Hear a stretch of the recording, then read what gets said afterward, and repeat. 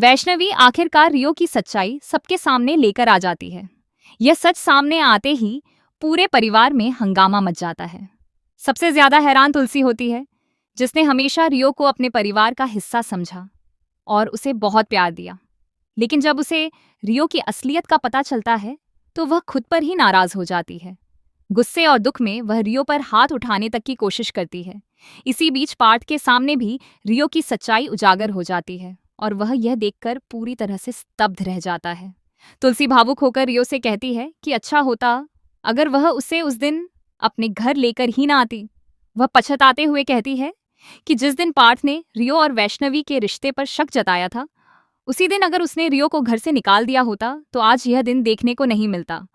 तुलसी को इस बात का गहरा अफसोस होता है कि उसकी एक गलती की वजह से पूरे परिवार की खुशियां दांव पर लग गईं।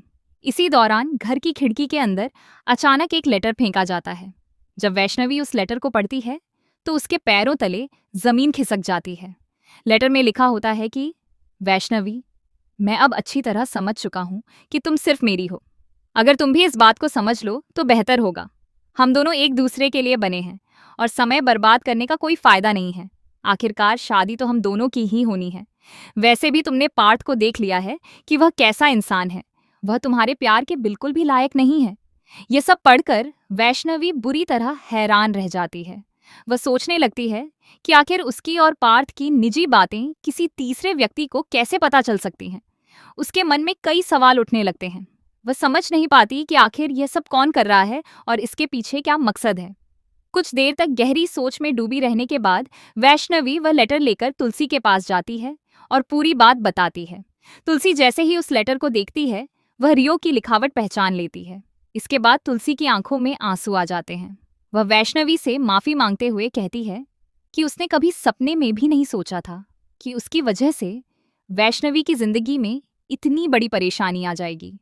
वह कहती है कि उसे इस बात का बेहद दुख है कि उसकी वजह से वैष्णवी और पार्थ का रिश्ता टूटने की कगार पर पहुंच गया और दो प्यार करने वाले लोग एक दूसरे से दूर हो गए।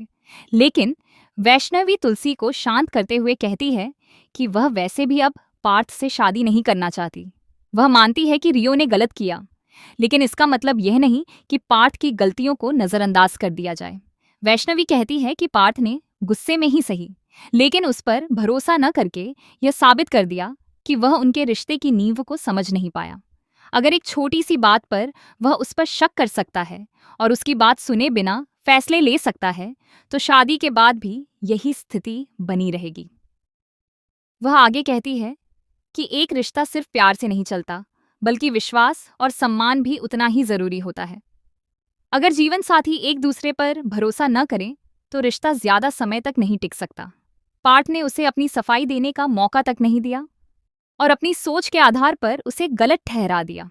यही बात वैष्णवी के दिल को सबसे ज्यादा चोट पहुंचाती है। अब कहानी एक बेहद दिलचस्प मोड़ पर आ चुकी है। क्या पार्थ अपनी गलती का एहसास करके वैष्णवी का भरोसा दोबारा जीत पाएगा? क्या रियो की सारी साजिशें सबके सामने आ जाएंगी? और सबसे बड़ा सवाल, क्या वैष्णवी अपने टूटे हुए रिश्ते को दूसरा मौका देगी या फिर अपनी जिंदगी के लिए कोई नया फैसला लेगी? आने वाले एपिसोड्स में दर्शकों को जबरदस्त ड्रामा, बड़े खुलासे और कई भावनात्मक पल देखने को मिलने वाले हैं, जो इस कहानी को और भी ज्यादा रोमांचक बना देंगे।